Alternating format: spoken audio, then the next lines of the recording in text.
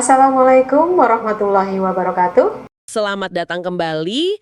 Nah, kita langsung aja ya. Kita mau menyelami satu dokumen penting dari Dewan Syariah Nasional Majelis Ulama Indonesia, DSN MUI. Ini Fatwa nomor 155 tahun 2023. Oke, Fatwa 155. Betul, ini khusus banget ngebahas soal produk asuransi jiwa dwiguna murni syariah.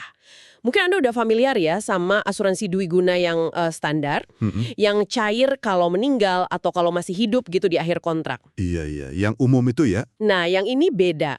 Fokusnya itu hanya pada manfaat yang cair kalau Anda masih hidup di akhir masa asuransi. Dan tentunya dalam kerangka syariah. Jadi spesifik untuk manfaat hidup di akhir periode aja ya. Sumber kita kali ini jelas teks fatwa resminya DSN MUI. Misi kita, ya kita bedah bareng lah apa sebetulnya produk ini, kenapa kok sampai perlu fatwa khusus, dan yang paling penting, gimana prinsip syariah dijalankan di dalamnya menurut DSN MUI.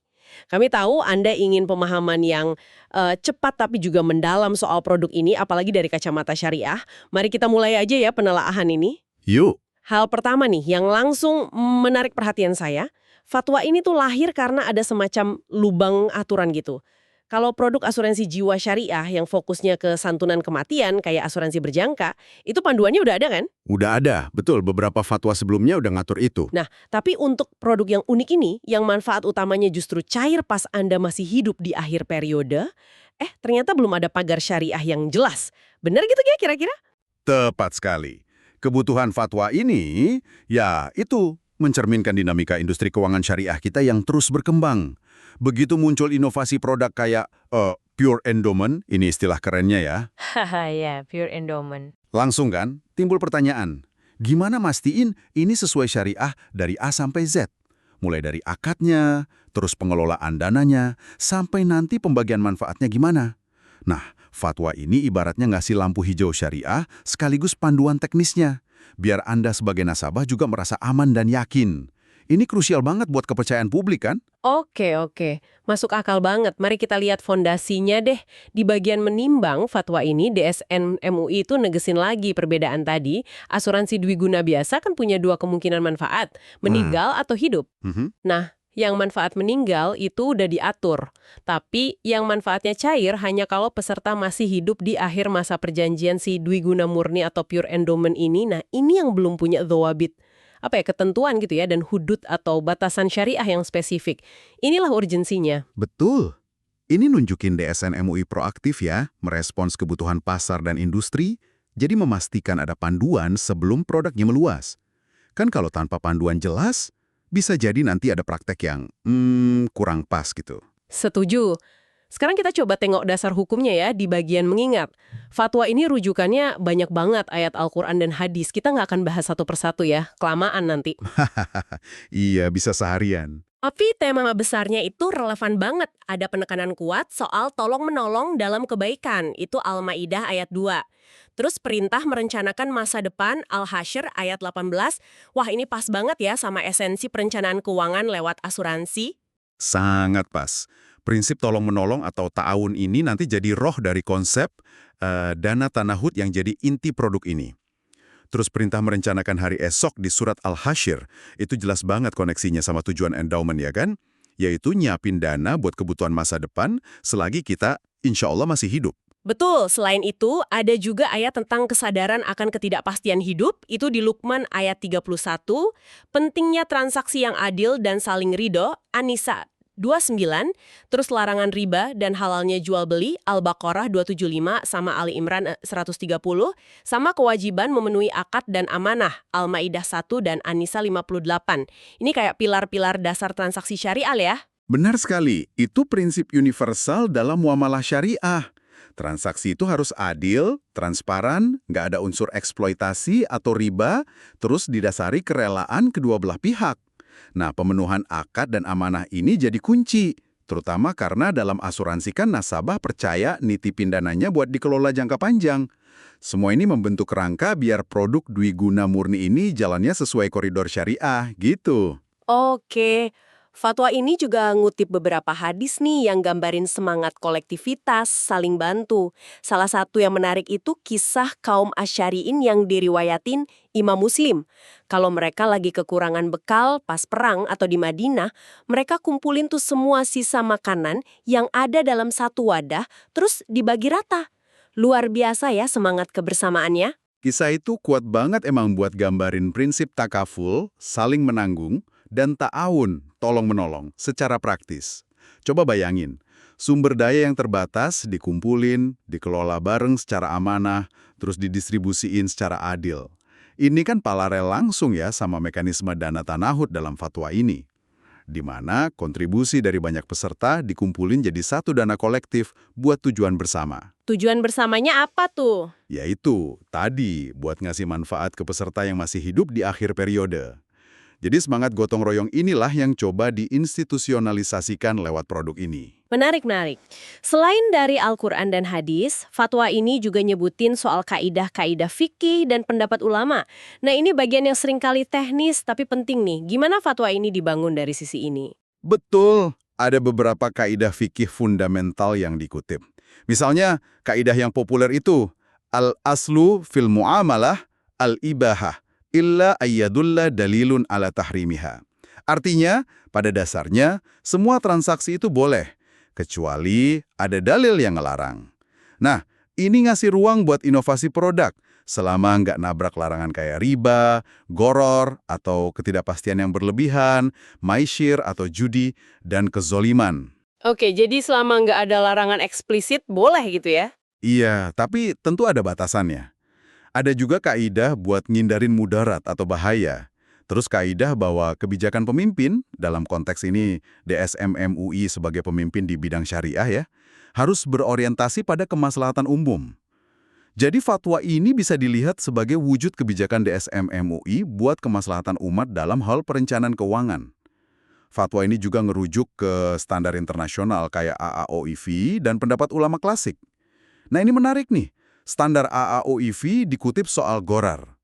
Ditegasin di situ kalau gorar yang berlebihan itu dilarang dalam akad komersial, akad muawadhoh gitu.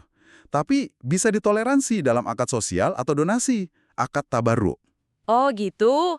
Kenapa itu penting di sini? Penting banget, karena akad inti antar peserta di produk ini kan nanti kita lihat namanya hibah tanahuj. Sifatnya itu tabarruk atau hibah sosial. Nah karena basisnya hibah, unsur ketidakpastiannya jadi lebih bisa diterima. Ini jadi salah satu kunci justifikasi syariahnya. Jadi karena niat awalnya itu hibah untuk tolong-menolong, unsur ketidakpastiannya siapa nih yang bakal hidup sampai akhir periode, jadi lebih bisa diterima ya, dibanding kalau ini murni transaksi jual-beli gitu. Tepat sekali. Logikanya begitu. Kan kalau jual-beli, objek dan harganya harus jelas banget. Kalau hibah kan lebih ke kerelaan memberi.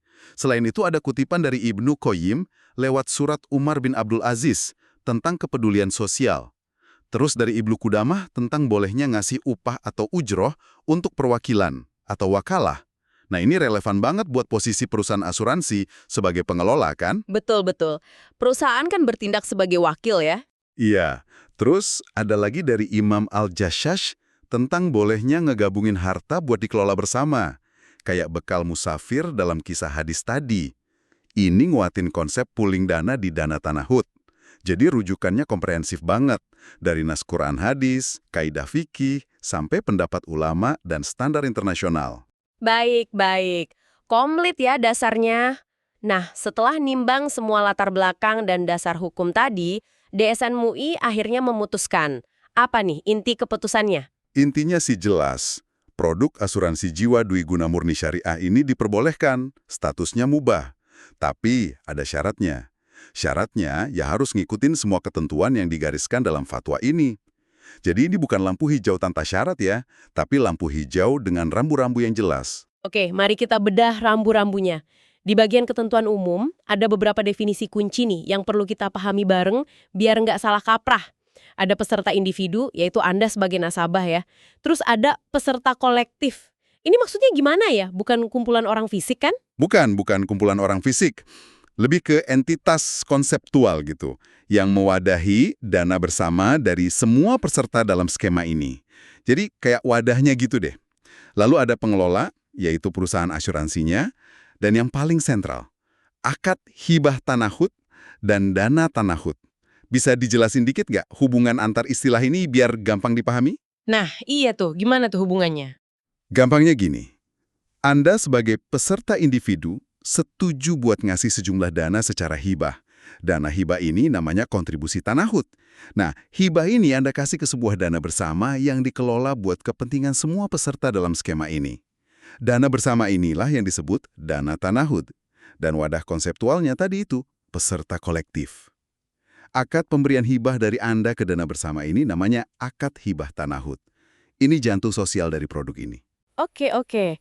Jadi basisnya hibah antar peserta ya. Dikumpulin di dana tanahut. Lalu peran perusahaan asuransi di sini gimana? Dan gimana dana itu dikelola? Kayaknya di ketentuan akad dijelasin ya. Betul. Struktur akadnya diatur berlapis nih, buat mastiin semuanya sesuai syariah. Pertama, hubungan Anda, peserta individu, dengan kumpulan dana peserta kolektif. Ini pakai akad hibah tanahut. Sifatnya sosial, tabaru. Anda menghibahkan kontribusi untuk dana tanahut. Ini pondasinya, ting dan lain-lain. Ini pakai akad wakalah bil ujrah. Artinya, peserta kolektif yang diwakili pengelola itu kayak nyewa jasa pengelola sebagai wakil buat ngejalanin tugas-tugas ini. Pengelola dapat upah atau ujrah atau fee. Jadi pengelola itu wakil yang dibayar ya? Betul. Ketiga, nah ini buat pengelolaan investasi dana tanahut.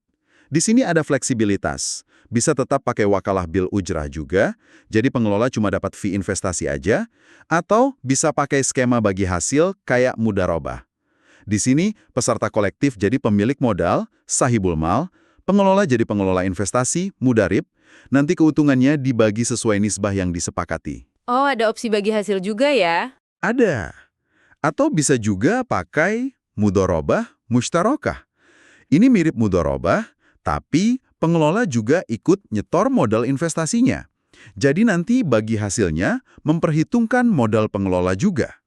Pilihan akad investasi ini nanti nentuin gimana pengelola dapat imbalan dari hasil pengembangan dana tanahut itu. Wah, jadi ada beberapa lapis akad ya. Cukup kompleks juga ya strukturnya.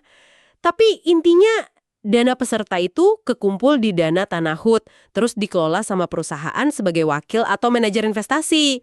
Lalu gimana kalau amit-amit terjadi kekurangan dana buat bayar manfaat? Kan bisa aja terjadi ya. Bisa. Dan fatwa ini udah ngantisipasi itu. Kalau dana tanahut sampai defisit, pengelola itu wajib hukumnya buat nalangin. Nah, akad nalanginnya ini bisa dua macam. Bisa pakai akad qard, artinya pinjaman tanpa bunga dari pengelola ke dana tanahut. Pinjaman ini nanti harus dibalikin kalau dana tanahut udah surplus lagi. Oke, pinjaman tanpa bunga. Secara sukarela dari dana perusahaan ke dana tanahut. Ini jadi kayak jaring pengaman gitu, biar hak peserta yang memenuhi syarat, yang masih hidup di akhir kontrak, tetap bisa terpenuhi. Nah, ini krusial banget sih, jaminan dari pengelola. Sekarang, mari kita fokus ke dana tanahut itu sendiri. Di fatwa ada ketentuan terkait dana tanahut yang kayaknya detail banget.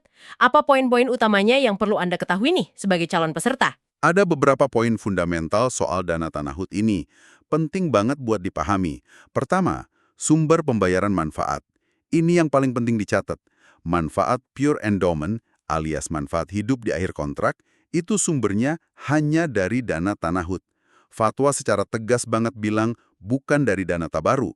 Ini yang ngebedain secara radikal dari produk asuransi jiwa syariah lain yang umumnya pakai dana tabaru buat santunan kematian atau musibah. Oh, jadi jelas ya pemisahannya? Jelas banget. Kedua, sumber dana. Dana tanahut ini sumbernya juga terbatas. Hanya boleh dari kontribusi tanahut peserta, hasil investasinya, dana talangan qard dari pengelola tadi, hibah dari pengelola kalau lagi defisit, atau bisa juga dari hasil klaim reasuransi syariah kalau produk ini direasuransikan. Nggak boleh dicampur sama sumber lain. Oke, ketiga. Ketiga, penggunaan dana. Penggunaannya juga spesifik banget, hanya boleh buat bayar manfaat pure endowment ke peserta yang berhak, yang masih hidup di akhir periode. Terus kalau ada pengembalian dana dalam perjanjian, misalnya ada nilai tunai kalau berhenti di tengah jalan, jika disepakati ya, buat bayar biaya reasuransi, sama buat bayar utang court ke pengelola kalau tadi sempat nalangin. Sangat terukur dan terbatas penggunaannya. Jadi dana tanahut ini kayak rekening khusus yang terpisah gitu ya? Nggak boleh dicampur adukan sama dana lain di perusahaan asuransi, terutama dana tabaru yang tujuannya beda itu. Tepat sekali. Pemisahan ini adalah kunci. Tujuannya ya buat ngejaga agar dana yang memang dari awal diniatkan untuk manfaat hidup di akhir periode itu nggak kepake buat tujuan lain. Dan sebaliknya juga, ini soal akuntabilitas dan transparansi pengelolaan dana umat kan? Fatwa juga mewajibkan pengelola buat menginvestasikan dana tanahut ini biar nilainya berkembang. Tapi ya investasinya harus sesuai syariah tentunya. Pastinya. Lalu gimana dengan hasil investasinya? Dan kalau ada surplus, misalkan nih, dana terkumpul plus hasil investasinya ternyata lebih besar dari klaim manfaat yang dibayarkan dan biaya-biaya lain, itu gimana pembagiannya? Nah, untuk hasil investasi dana tanahut, setelah dikurangi hak pengelola, entah itu berupa fee atau bagi hasil, sesuai akad investasinya tadi, itu sepenuhnya jadi hak peserta kolektif. Artinya, harus dimasukkan kembali ke dalam dana tanahut. Jadi, keuntungan investasi itu tujuannya buat memperkuat dana bersama tadi, bukan buat dibagi-bagi ke peserta individu atau ke pengelola lagi. Pencatatannya pun wajib terpisah dari dana lain perusahaan. Oke, jadi hasil investasi balik lagi ke kolam dana bersama ya? Betul. Nah, soal surplus underwriting ini, istilah kalau ternyata dana yang terkumpul plus hasil investasi itu lebih besar dari total manfaat yang dibayarkan dan biaya-biaya terkait pengelolaan resiko. Fatwa ini menetapkan bahwa seluruh surplus tersebut tetap menjadi dana cadangan di dalam dana tanahut itu sendiri. Oh, nggak dibagikan juga? Nggak dibagikan ke peserta individual atau ke pengelola. Tujuannya sama, buat memperkuat posisi dana tanahut dalam menghadapi resiko di masa depan. Jadi dananya makin kokoh buat jangka panjang. Jadi surplusnya tetap di dana kolektif itu ya, buat memperkuat gotong royongnya. Menarik.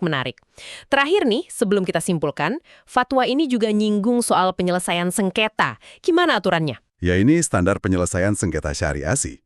Prinsipnya, utamakan dulu musyawarah mufakat antar pihak. Kalau nggak tercapai kesepakatan, baru deh bisa dibawa ke lembaga penyelesaian sengketa. Misalnya Badan Arbitrase Syariah Nasional atau BASRNS MUI, atau bisa juga ke pengadilan agama. Oke, sip. Kita udah bedah cukup dalam ya fatwa ini, dari latar belakang sampai ketentuan teknisnya. Kalau kita tarik benang merahnya nih, apa kesimpulan utama yang bisa kita petik hari ini? Kesimpulan paling penting menurut saya, Fatwa DSN MUI nomor 155 ini ngasih legitimasi dan panduan syariah yang jelas buat produk asuransi jiwa Pure Endowment. Keunikannya itu ada di struktur akadnya, yang basisnya hibah tanahut antar peserta. Terus juga pengelolaan dananya lewat dana tanahut, yang terpisah dan emang didedikasikan khusus buat bayar manfaat kalau peserta masih hidup di akhir kontrak. Jadi pemisahan itu kuncinya ya? Iya. Ini secara fundamental beda banget sama dana tabaru yang umumnya kita kenal buat manfaat kematian atau musibah dalam produk asuransi jiwa syariah lainnya.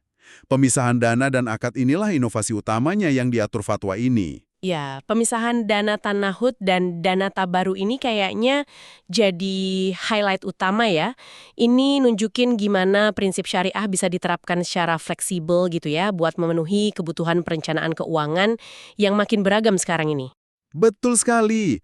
Fatwa ini contoh bagus gimana fikih muamalah itu bisa adaptif ya sama produk keuangan modern. Dengan menciptakan kerangka kerja syariah buat Pure Endowment ini, DSN MUI kan memfasilitasi Anda yang mungkin pengen fokus nyiapin dana buat tujuan spesifik di masa depan, selagi masih hidup. Entah itu dana pendidikan anak, dana pensiun, atau tujuan lainnya tanpa ninggalin prinsip dasar ta'awun atau tolong-menolong dan pengelolaan resiko kolektif yang jadi ciri khas ekonomi syariah. Nah, sebagai penutup nih, ada satu pertanyaan reflektif buat Anda pendengar. Mengingat produk Dwi Guna Murni Syariah ini fokus utamanya adalah nyediain dana saat Anda masih hidup di akhir periode, gimana Anda memposisikan produk ini dalam strategi perencanaan keuangan jangka panjang Anda? Apakah ini terasa lebih pas, kurang pas, atau justru jadi pelengkap yang menarik buat produk asuransi jiwa syariah lain yang mungkin lebih fokus ke perlindungan finansial keluarga kalau terjadi resiko meninggal dunia? kedepannya. Apa sih yang jadi prioritas utama Anda pas milih kendaraan finansial buat masa depan? Kepastian dana di akhir periode saat masih hidup? Atau jaring pengaman buat keluarga kalau Anda tiada? Atau mungkin kombinasi keduanya? Pertanyaan ini mungkin bisa jadi bahan perenungan Anda selanjutnya ya. Sampai jumpa di penelaan berikutnya.